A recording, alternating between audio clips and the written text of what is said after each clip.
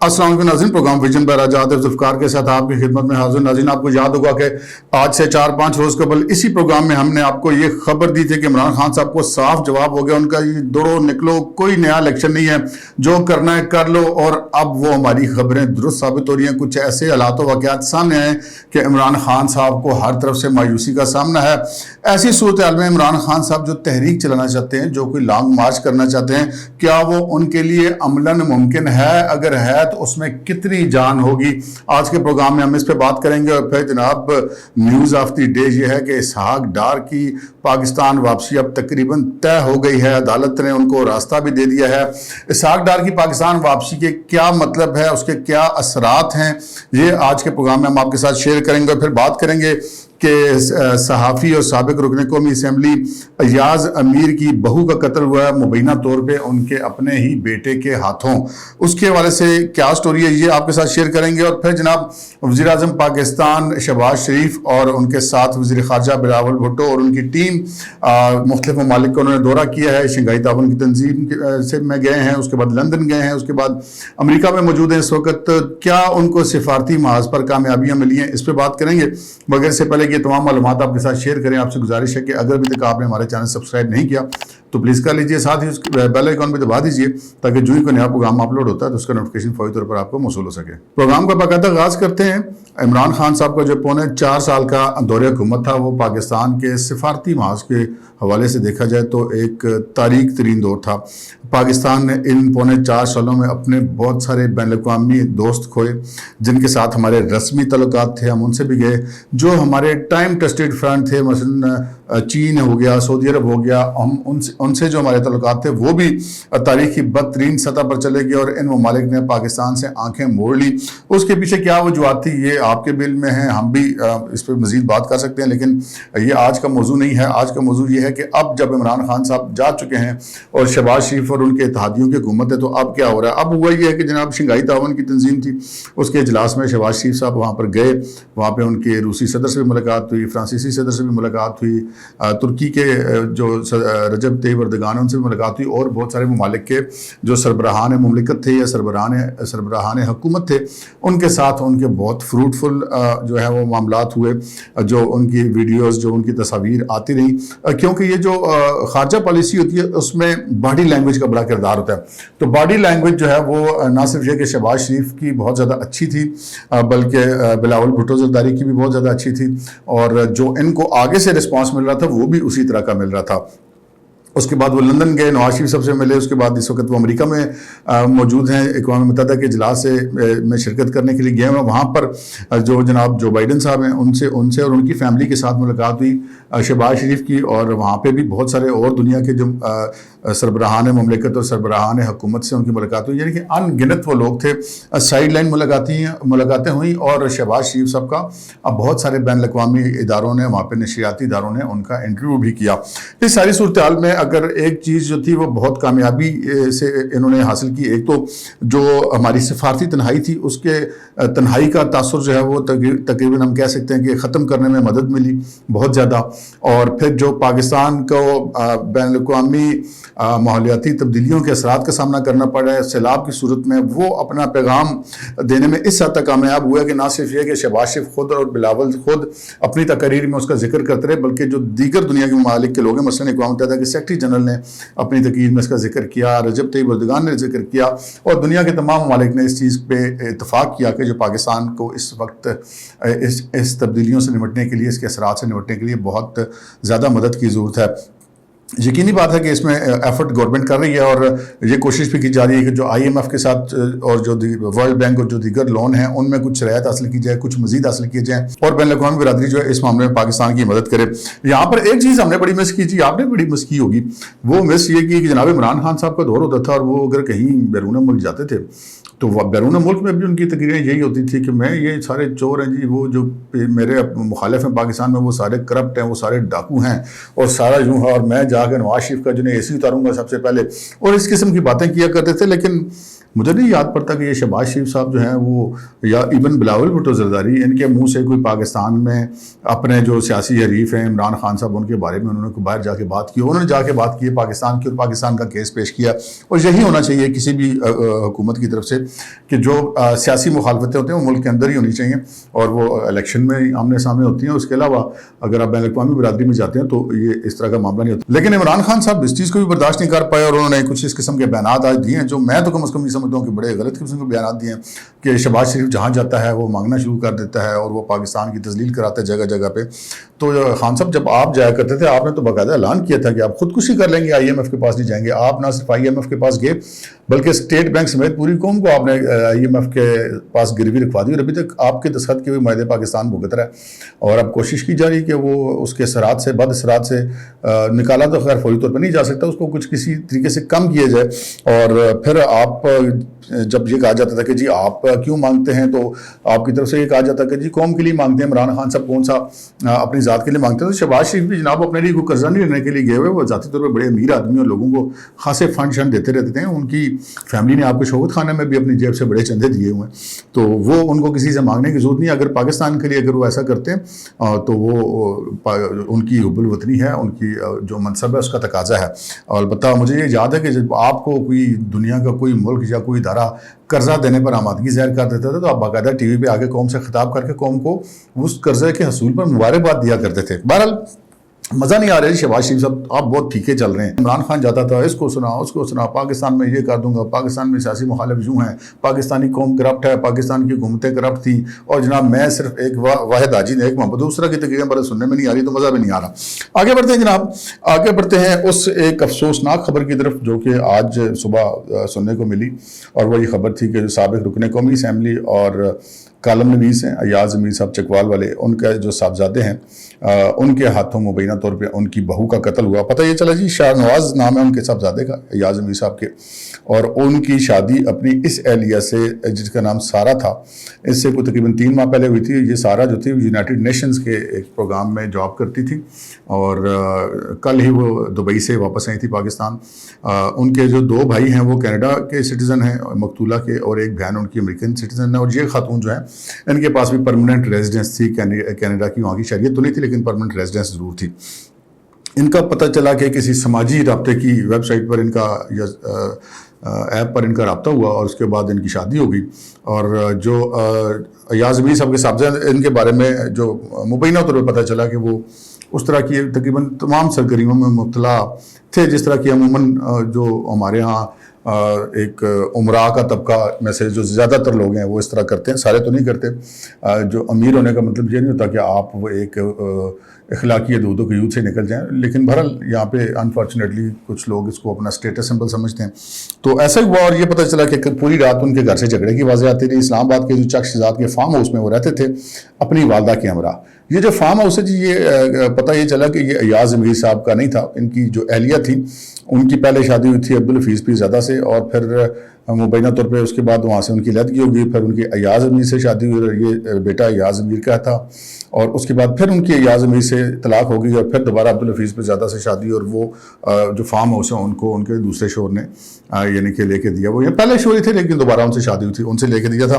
تو یہ اپنی والدہ کے ساتھ رہ رہا تھا جی یہاں پر, اور کل رات پوری آوازیں آتی رہی. اور مبینہ طور پہ جو اب تک کی اطلاعات ملی ہیں پولیس کے ذریعے مبینہ طور پہ کہ وہ جو ڈمبل ہوتا ہے ایکسرسائز کے لیے جو ویٹ لفٹنگ کے لیے استعمال ہوتا ہے یا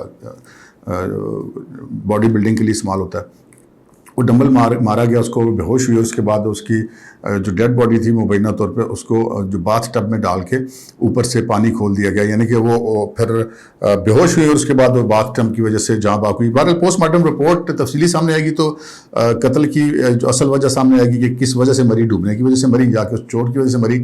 لیکن جو ابتدائی پوسٹ مارٹم بظاہر والی رپورٹ تھی اس میں یہ پتہ چلا کہ ان کے جسم پہ بہت سارے جسموں کے زخموں کے نشانات پائے گئے ہیں. اور وہ جو خاتون تھی یہ بھی بس ایک کہہ سکتے ہیں 39 سال ان کی عمر تھی اور اسلام آباد بیکن ہاؤس مارگلا کیمپس میں وہ پڑھی تھیں. اس کے بعد وہ یونیورسٹی آف لندن برطانیہ سے انہوں نے بیہیویئرل سائیکالوجی میں انہوں نے اپنی تعلیم حاصل کی تھی. اس کے بعد یونائٹڈ نیشن سے وابستہ تھی. اور بہرحال ایک افسوسناک واقعہ ہوا ہے. ایاز ضمیری صاحب کا ایک ویڈیو اسٹیٹمنٹ بھی سامنے آیا جس میں انہوں نے اس معاملے پر افسوس کا اظہار کیا, کہا تھا کہ ایسا کوئی لمحہ دعا ہے کہ کسی کو دیکھنا نہ پڑے. بہرحال ایاز ضمیری صاحب کا جو بھی ریئیکشن ہو, ایک انتہائی افسوسناک واقعہ. اور یہ ظاہر جعفر کی طرف سے جو قتل تھا اس کے بعد یہ دوسرا ہم کہہ سکتے ہیں کہ اسی سطح کا بے ایمانہ قسم کا قتل کیا گیا ہے. اور ملزم کی صفاقی دیکھیے کہ جب اطلاع ملی پولیس کو کہ ایسا واقعہ ہوا اور پولیس جب جو ہے وہ اوپر پہنچی تو اس وقت ملزم جو ہے وہ انتہائی اطمینان سے اپنے کمرے میں فرش کو دھو رہا تھا جہاں پہ خون وغیرہ کے نشان لگے ہوئے تھے. یعنی آپ اندازہ کر لیجئے کہ قتل کرنے کے بعد ملزم کا اطمینان جو ہے وہ افسوسناک حد تک قابل دید تھا. اور اب بہرحال وہ پولیس کی حراست میں. اس پہ میں انشاءاللہ پورا پروگرام کروں گا اور آپ کو اس کیس کی تمام تر تفصیلات ہم آپ کو ساتھ ساتھ ضرور بتائیں گے. آگے بڑھتے ہیں. جناب اسحاق ڈار صاحب کی واپسی ہو رہی ہے. جناب اسحاق ڈار صاحب کی واپسی, اب تو اس میں کوئی شک و شبے کی بات نہیں رہ گئی, کیونکہ پہلے اسحاق ڈار صاحب نے اپنی واپسی کے لیے ایک پٹیشن سپریم کورٹ میں دائر کی اور پھر واپس لے لی, جس کے بعد یہ شکوک پیدا ہوا کہ شاید وہ واپس نہیں آئیں گے. لیکن اس کے بعد آج احتساب عدالت میں ان کی طرف سے ایک درخواست دی گئی جس میں ان سے یہ استدعا کی گئی تھی کہ جو ان کی دائمی وارنٹ گرفتاری ہیں ان کو منسوخ کیا جائے تاکہ وہ پاکستان آ سکیں. جس پر عدالت نے یہ کہا کہ نہیں, ابھی ہم ان کے جو دائمی وارنٹ گرفتاری ہیں وہ معطل کر دیتے ہیں اور منسوخ ہم تب کریں گے کہ جب وہ واپس آ کے پیش ہوں گے. تو جس پر جو اسحاق ڈار کے وکیل تھے انہوں نے کہا کہ جی وہ ایئرپورٹ پر اتریں گے اور اس کے بعد سیدھے عدالت آئیں گے. تو اس کے بعد عدالت نے کہا جی ٹھیک ہے, ہم ان کے وارنٹ گرفتاری منسوخ کرنے کی کارروائی جو ہے اس کے اوپر کریں گے. بہرحال اب وہ آئیں گے تو کیا ہوگا, آئیں گے سب سے پہلے تو وہ عدالت میں پیش ہوں گے اور اپنی ضمانت کروائیں گے. اگر ان کو ضمانت مل جاتی ہے اس کے بعد پھر وہ سینٹ کا جو ان کا حلف ہے وہ باقی ہے, وہ حلف لیں گے. اس کے بعد مبینہ طور پہ وہ وزارت خزانہ کا چارج لیں گے, کیونکہ جو مفتہ اسماعیل ہے جو کہ وہ رکن قومی اسمبلی یا رکن سینٹ نہیں ہیں تو ان کی وہ 6 مہینے پورے ہو جائیں گے, اس کے زیادہ وہ وزیر رہ نہیں سکتے, مشیر بن سکتے ہیں. لیکن بہرحال مشیر کے طور پہ بھی وزارت کے انچارج وہ ہو سکتے تھے. لیکن یہ طے کیا گیا کہ نہیں, اسحاق ڈار صاحب پاکستان آئیں گے اور پاکستان کی جو معیشت ہے اس کو اس وقت چلائیں گے. اسحاق ڈار کے پاکستان کی معیشت کے حوالے سے اگر دیکھا جائے تو ماضی کی کارکردگی تو ان کی بہت اچھی تھی. مجھے یاد ہے جب یہ وزیر اعظم تھے نواز شریف صاحب اور اسحاق ڈار صاحب وزیر خزانہ تھے تو ایک دفعہ اسحاق ڈار نے یہ کہہ دیا کہ ہم ڈالر کو 100 روپے پر لے کر آئیں گے. تو اس وقت یہ بہت سارے ان کے سیاسی مخالفین نے, یہ شیخ رشید وغیرہ نے بڑا مذاق اڑایا تھا, تمسخر اڑایا تھا کہ جی اتنا بڑا کون سا ڈار ہے جو 100 روپے پہ ڈالر کو لے جائے گا. اور پھر اسحاق ڈار صاحب اس کو واقعی 100 روپے پہ لے گئے, بلکہ 100 روپے سے نیچے لے گئے, 98 روپے پہ لے گئے تھے ڈالر کو. اور اس کے بعد پھر وہ ڈالر جو ہے وہ 98 سے لے کے 110 108 تک اس دوران ٹریڈ ہوتا رہا جب تک وہ وزیر خزانہ تھے. اس کے بعد جب وزارت خزانہ سے ہٹے تو پھر ڈالر سے تھوڑا سا اوپر گیا تھا, 115 روپے تک گیا تھا.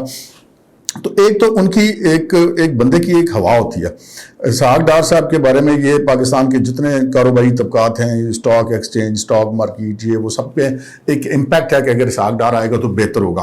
امپیکٹ کا وہ ضرور فائدہ اٹھائیں گے, لیکن وہ کس قدر بہتر کر پاتے ہیں ہم کچھ نہیں کہہ سکتے. یہ ضرور توقع ظاہر کی جا سکتی کہ شاید وہ ڈالر کو کہیں اس وقت وہ 240 کے راؤنڈ اباؤٹ میں ٹریڈ ہو رہا ہے تو اس کو کہیں 200 تک شاید یہ لانے میں کامیاب ہو سکیں. اگر لانے میں کامیاب ہو گئے تو یہ یقیناً ان کی بہت بڑی کامیابی ہوگی.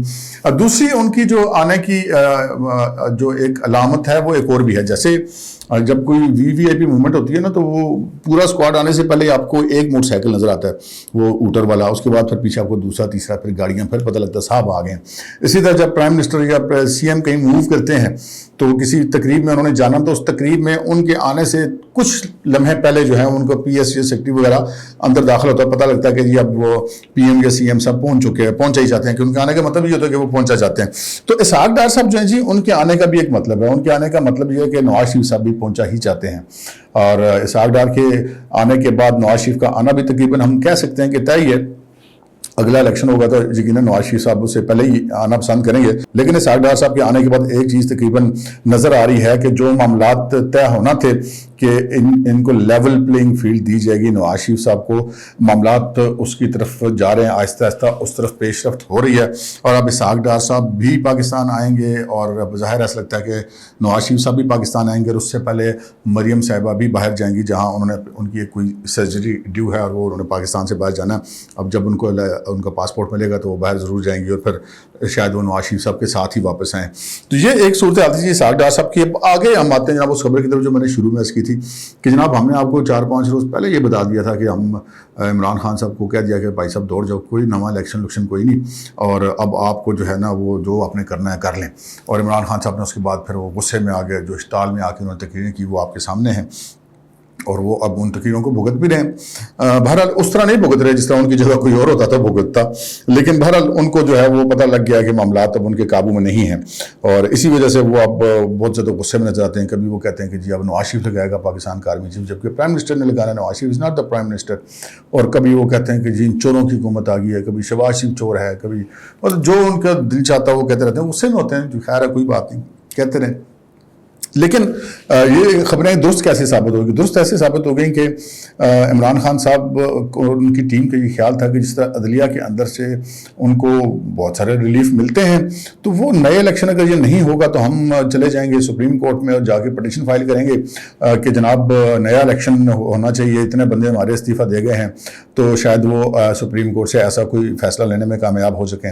لیکن کل سپریم کورٹ نے ایک اور کیس کی سماعت کے دوران جو کہ ان کے استعفوں سے متعلق تھا، اس میں انہوں نے جو پی ٹی آئی کے وکیل تھے ان کو کہا کہ جی آپ کو 123 سیٹیں ہیں آپ لوگوں کی، اور اگر آپ لوگ اسمبلی میں نہیں جائیں گے، آپ کو تو لوگوں نے ووٹ دیے ہیں اس لیے کہ آپ جا کے اسمبلی میں ان کی بات کریں، آپ اسمبلی میں نہیں بیٹھیں گے تو کیسے چلے گا؟ تو بہتر یہ ہے کہ آپ اسمبلی میں چلے جائیں. یہ سپریم کورٹ کی طرف سے ایک مشورہ آیا ہے کیس کے دوران، جس سے آپ یہ اندازہ کر سکتے ہیں کہ بظاہر اس وقت سپریم کورٹ کا جو مائنڈ ہے وہ کیا ہے. اگر کوئی ایسی پٹیشن عمران خان صاحب لے کے جاتے ہیں تو وہاں پہ آگے کیا سوچ پائی جاتی ہے. تو یہ عمران خان صاحب کے لیے کوئی اچھی خبر نہیں ہے.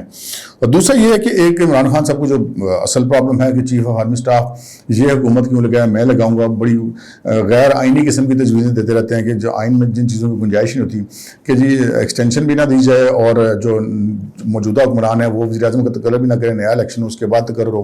تو اس طرح کی خبریں بھی آ رہی تھی کہ شاید پاکستان تحریک انصاف جو ہے یا عمران خان صاحب اب خود یا کسی کے ذریعے وہ پٹیشن فائل کریں گے چیف آف آرمی سٹاف کی تعیناتی کو روکا جائے جب تک کہ نئی حکومت نہیں بن جاتی. تو وہ جو سپریم کورٹ کا مائنڈ سامنے آیا تو اس کے بعد پھر تو یہ ممکن نہیں رہا عمران خان صاحب کے لیے کہ ایسی کوئی پٹیشن وہ فائل کریں اور وہ انٹرٹین بھی ہو جائے، یا اگر انٹرٹین ہو بھی جاتی ہے تو وہ قبول کر لی جائے. تو یہ راستے بظاہر ان کے سارے بند ہوتے ہوئے نظر آ رہے ہیں. اب آپشن کیا؟ آپشن وہ ہے جو عمران خان صاحب بڑے دنوں سے تقریر کر رہے ہیں، کبھی کہتے ہیں میں لانگ مارچ کروں گا، کبھی کہتے ہیں تحریک چلاؤں گا. ابھی انہوں نے اعلان کیا ہوا کہ جی ہفتے والے دن سے میں اعلان کروں گا اور میں بتاؤں گا. اس سے پہلے انہوں نے کہا تھا کہ میں فلاں جلسے میں بتاؤں گا، اس میں بھی انہوں نے نہیں بتایا.